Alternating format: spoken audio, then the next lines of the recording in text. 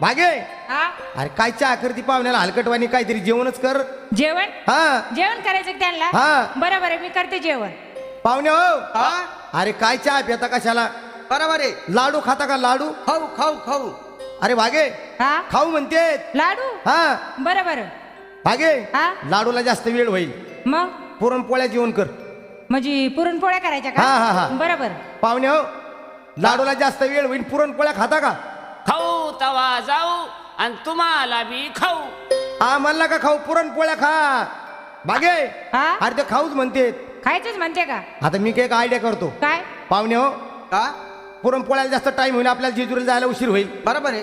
साधं आणि सोपं काय पिठलं आणि भाकर आणि झुणक. पिठलं भाकर आणि झुणक.